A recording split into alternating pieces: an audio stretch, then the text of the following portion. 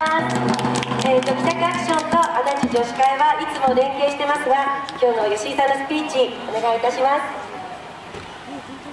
皆さんこんにちは。足立区から参りました吉明と申します。私は、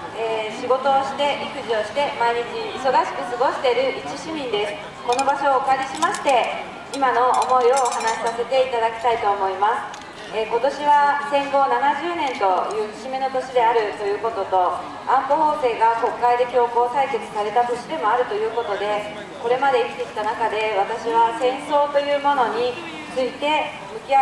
番向き合う年となりました。私は生まれてから戦争のない国で育ってきているので、戦争というものは過去の遠い、歴史の1ページとしてしか考えていませんでした。日本は過去の戦争で原爆を落とされた国であるということとか、多くの日本人が天皇のために命を捧げ死んでいったこと、集団疎開があり、贅沢は敵だと言われ、女性はもんぺ姿で日本人が敵のために奮闘している姿の映像や写真を見てきて、これまでは戦争は嫌だなっていうぐらいにしか認識していませんでした。多くの国民に反対されたのにもかかわらず、安保法制が強行採決されたその後もいつもと変わらない日常を送り、やはり戦争に近づくということがリアルな現実として捉えることはできませんでした。しかし少し前に NHK の「カラーで見る太平洋戦争」という番組を見て強く印象に残ったことがありました。この番組は戦時中のモノクロフィルムを特殊な技術でカラー化し、兵隊さんの前線の様子、日本国内の15の様子を時系列で紹介していくという番組でした。1943年、太平洋戦争が始まってから3年目にガダルカナル島でアメリカ部隊と日本の兵士との地上戦の様子、生死をさまよう兵士の様子が映されたのですが、その後に、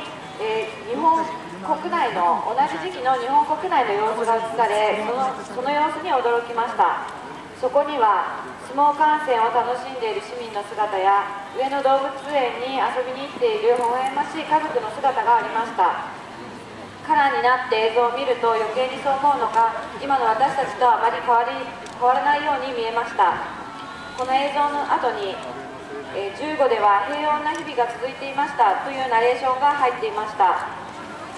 あと2年後に東京で何万人もの命がなくなること、広島、長崎に原爆が落とされることなど想像だにしていないのんびりとした市民の姿は今の私たちの姿と重なりました。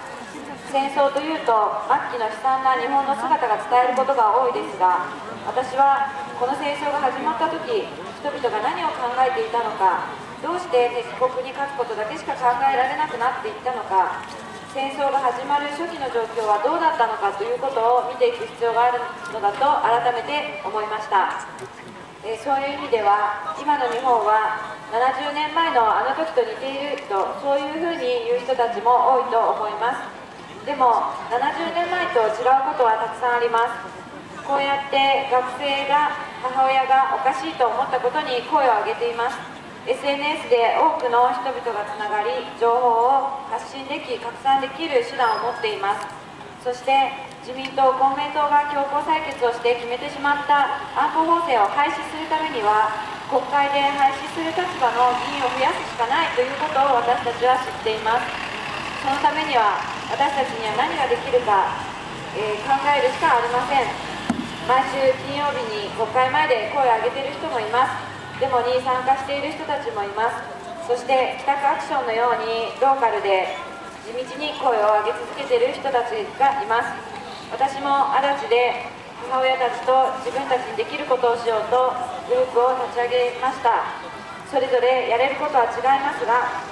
戦争を日本から世界からなくしたいと思う共通の思いを持つ仲間として一緒に引き続き声を上げていきたいと思います。そして安保法制を廃止できたらいいと思います。みんな頑張りましょう。ありがとうございます。